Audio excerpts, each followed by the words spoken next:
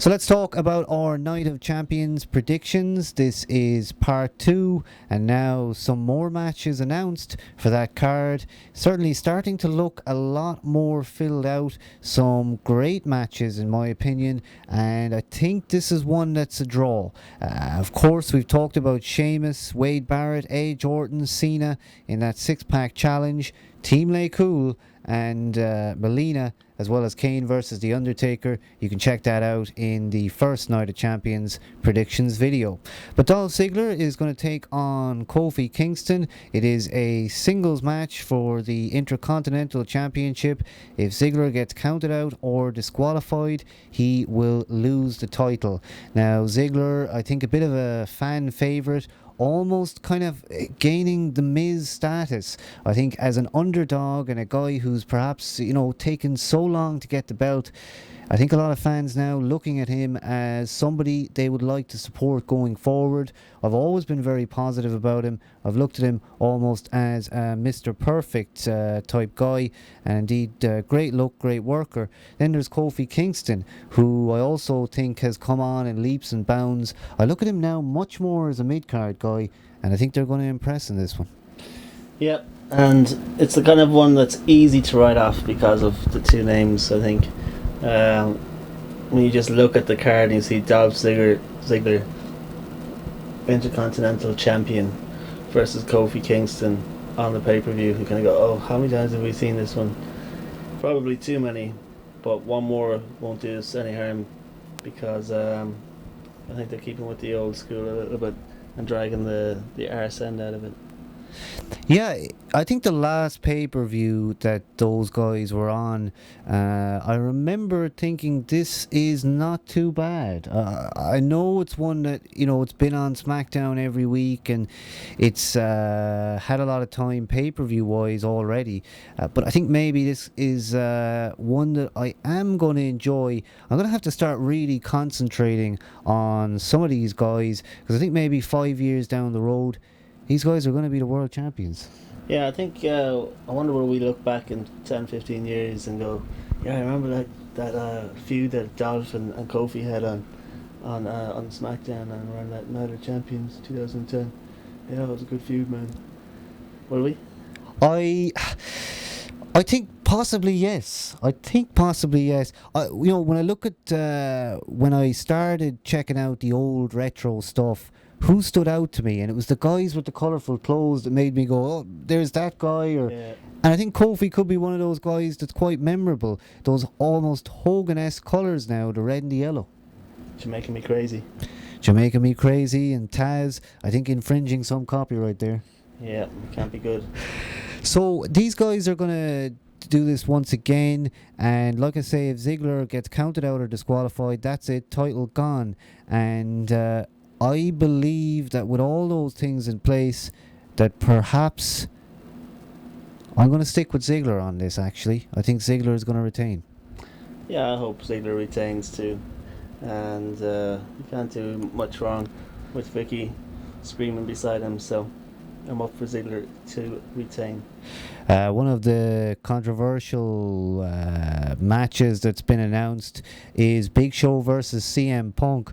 Why is it controversial? Well, Night of Champions and no belt involved in this one, unless something happens on TV and magically Big Show gets some kind of belt somewhere. I don't think so, but this of course a continuation of that feud where Straight Edge Society, they beat down Big Show on a SmackDown a few weeks ago. If you didn't catch SmackDown, which I know is a problem for some, it's always tricky to concentrate on some of these replayed angles. Like, we had Straight Edge for so long with Rey Mysterio. Now, of course, I think he's on his own. Straight Edge, apparently, I think, a little bit disbanded. Yeah, it looked to be, well, no, I think there was a little bit of trouble in the camp, but I think they were on SmackDown as three of them this week at one point.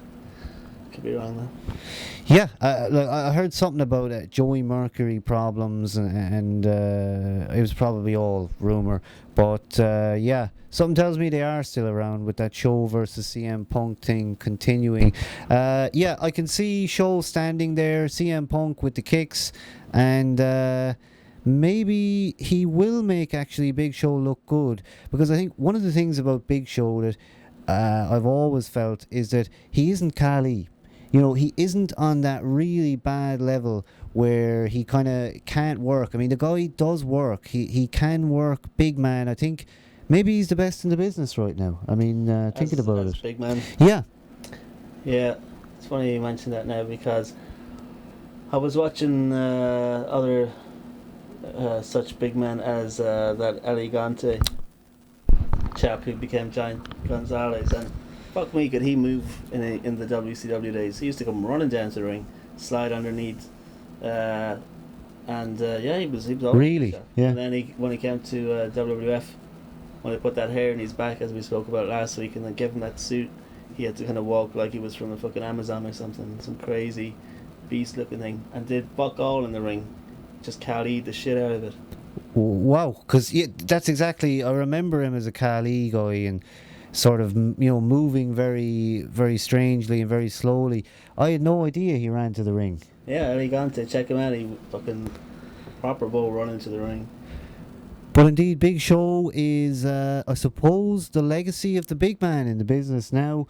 Other guys that are big men, maybe a lot younger. Rob Terry comes to mind. Who else is a big man? Abyss. I don't really even want to, bring his name up. Matt Morgan, another one you could put in there. A lot of them are in TNA, actually. Nash as well. His contract status could be favourable in terms of going to WWE. But yeah, let's see what happens in this singles match. And to be honest, it looks so bare on this card. Every other match is for something, and this one is for nothing. But then they do have to fill it up.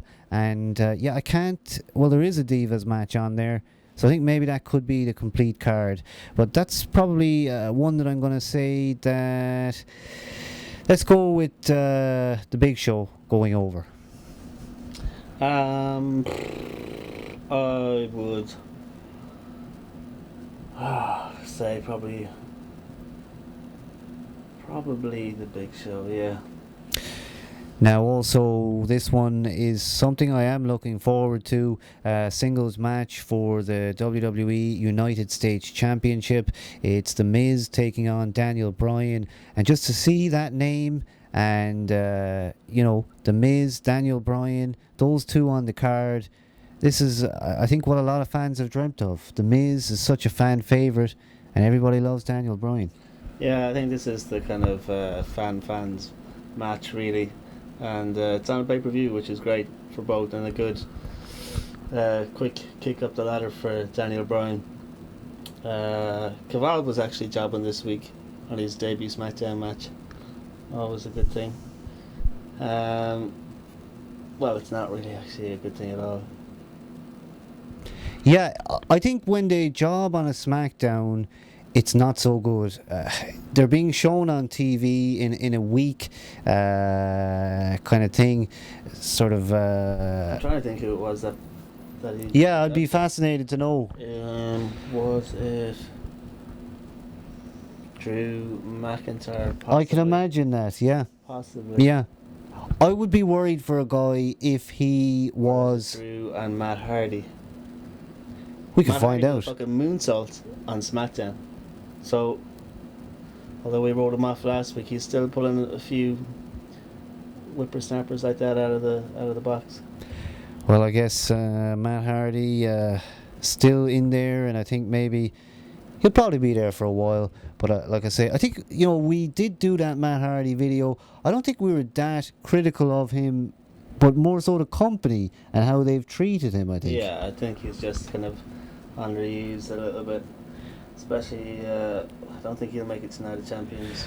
Exactly. I think he is a guy who maybe should be in this match versus The Miz for the United States Championship if he was getting some kind of push. And I think Horrible if he was there. it probably would be, but I feel like that for the pay-per-views and the guys that people maybe know from like 99, 2000, to kind of continue to sell them, it's been their strategy Hardy to do versus that. Miz, yeah, it would. You're right. You know, I could just see it, but it's like, you know, that says it all. He's still on SmackDown. You know, he hasn't made it up to Raw ever, or I think he was there for a short space of time. He definitely was there because I used to actually enjoy when he was healing it up. I think possibly he was on Raw. a lot of stuff. We will hopefully hear from you in the chat room on Justin, or indeed YouTube, the comment box. But The Miz versus Daniel Bryan, always interesting to talk about that United States Championship territory, because it actually is quite an interesting area of the card. You have so many guys who kind of passed through there, some new guys who are on their way up, often old guys on their way down, and indeed guys who are kind of like placeholders. They need to be somewhere. They can't be up at the top because they've been there so long, and indeed you can't put them right to the bottom. So hopefully that United States Championship is going to hang around, and it's not going to be gotten rid of with these unifications. It's very true. You actually couldn't have put it any better. I think for this, it would be okay for The Miz to drop that title now. It makes sense because he's got his money in the bank. I don't think he needs the belt, so it would just do wonders for Daniel Bryan, I think, and really get him in there with a belt around him. And because he's kind of gaudy and Bob Backlund-esque, I think a title